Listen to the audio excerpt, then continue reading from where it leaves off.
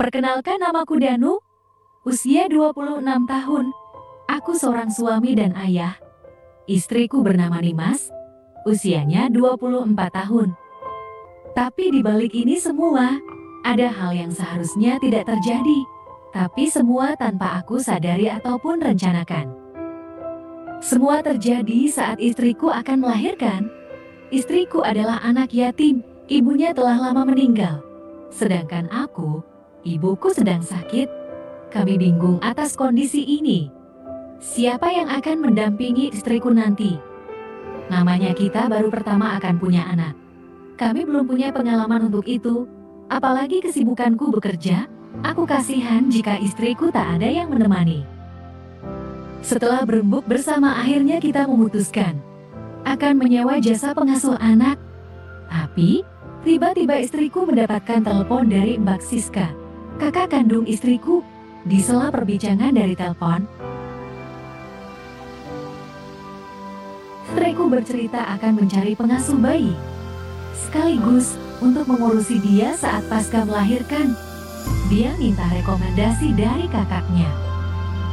Namun, Mbak Siska melarangnya untuk mencari pengasuh, takutnya dapat yang kurang baik. Dia menawarkan diri untuk membantu mengurus. Mendengar itu, istriku sangat senang. 3 hari kemudian, Mbak Siska datang ke rumah. Saat itu aku sedang libur. Kami membahas semua tentang segala persiapan. Mbak Siska adalah kakak kandung istriku, usianya 40 tahun. Suaminya kerja merantau di Kalimantan sebagai penambang emas di sana. Namanya Heri, usianya 41 tahun. Dia mempunyai anak usia 14 tahun, tapi anaknya sekolah di pondok pesantren. Singkat cerita, tibalah hari kelahiran anak kami. Anak kami lahir dengan selamat, dan istriku pun selamat. Dengan proses persalinan normal, semua berjalan lancar karena Mbak Siska cukup berpengalaman dalam menghadapi situasi ini. Hari demi hari berjalan, aku semakin semangat bekerja. Karena baru punya anak, aku sering pulang cepat, tidak mengambil overtime. Selama istriku masa pemulihan, semua tugas di rumah diambil alih Mbak Siska. Sesekali aku juga ikut membantunya, walaupun sebatas berasin rumah. Karena kondisi kita yang saling bantu mengurus rumah dan merawat bayi. Aku dan Mbak Siska yang dulunya jarang ngomong, sekarang jadi sering berinteraksi. Dia sangat rajin dalam mengurusi rumah, sangat berbeda dengan istriku. Aku mulai mengaguminya. Sosok wanita cantik yang pintar mengurus rumah. Aku sering memperhatikannya saat dia sedang memasak atau melakukan kegiatan yang lain. Seperti dia tahu akan hal itu, akan tetapi dia pura-pura tak menghiraukan itu. Sampai di suatu saat, aku pulang kerja malam karena ada pekerjaan yang aku harus selesaikan hari itu juga. Aku pulang sekitar jam 9 malam. Saat aku sampai rumah dan memarkirkan mobilku, aku melihat Mbak Siska di taman depan rumah. Dia nampak gelisah sembari memegang handphonenya. Saat aku ingin masuk rumah, aku menegurnya. "Mbak, sedang apa kok belum tidur?" ucapku. "Iya, bentar lagi," jawabnya. Aku pun masuk rumah dan mandi.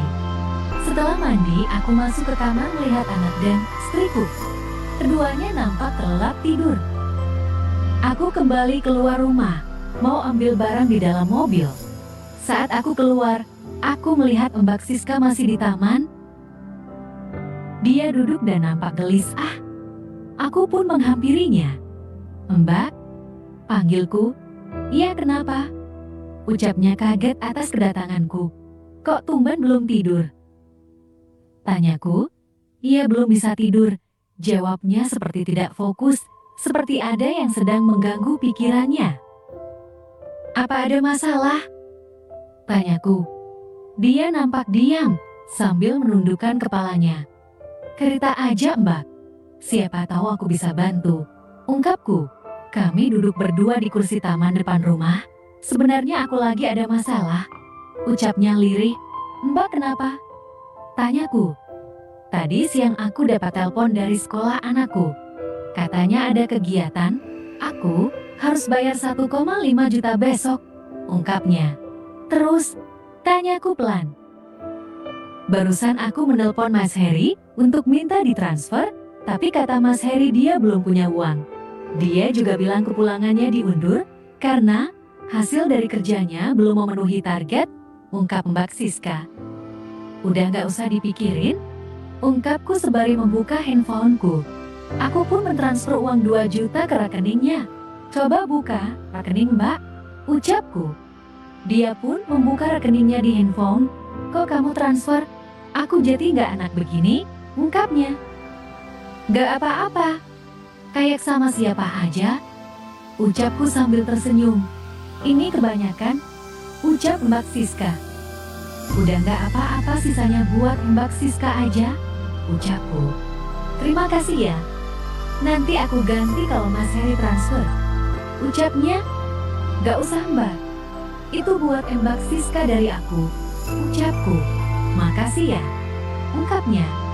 Iya Mbak, dah gak usah dipikirin lagi, ucapku sembari berdiri. Danu, Mbak boleh minta tolong, ungkapnya. Aku pun kembali duduk. Minta tolong apa Mbak? Tanyaku. Kalau ada kerjaan, ajak Mas Heri kerja di sini, ungkapnya. Lo emang kenapa dengan kerjaan Mas Heri? Tanyaku.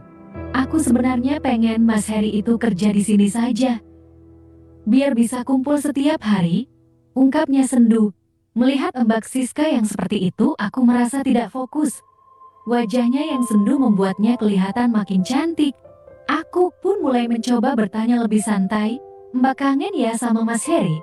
Tanyaku. Iya sudah 4 bulan Mas Heri belum pulang, ungkapnya. Aku pun tersenyum, mulai memberanikan diri menanyakan lebih dalam. Iya Mbak, nanti kalau ada aku kabarin. Mbak, aku boleh tanya sesuatu gak? Ungkapku. Tanya apa? Ucapnya. Mbak, bagaimana cara menahan rasa yang itu sekian lamanya? Maaf aku tanya karena aku saja yang baru 2 minggu sudah pusing, tanyaku dengan suara pelan. Dia pun tersenyum tipis yang membuatnya makin cantik. Iya memang agak susah, aku juga sering pusing saat di kondisi itu, ucapnya. Mendengar itu, aku makin sengaja menanyakan sesuatu. Terus solusinya gimana Mbak? Aku bingung. Kadang saat kerja pun aku sering gagal fokus karena itu. Kan biasanya tiap hari ini sudah 2 minggu gak sama sekali, ungkapku. Dia yang mendengar penuturanku itu nampak memerah wajahnya. Ya selesain sendirian, jawabnya malu. Maksudnya gimana ya Mbak? Aku gak paham, ungkapku. Mendengar itu wajahnya makin memerah dan malu-malu. Emang kamu gak pernah? Tanyanya. Aku gak tahu Mbak, jawabku. Ya selesain sendiri, jawabnya mulai salting. Mbak boleh minta tolong ajarin gak? Aku gak paham maksudnya, ucapku pura-pura bingung. Dia makin memerah wajahnya, salting. Ya gimana ngajarinnya? Gak boleh, jawabnya. Ya sudah kalau gak boleh. Habis aku bingung. Ganggu banget masalah ini, ungkapku sambil berdiri.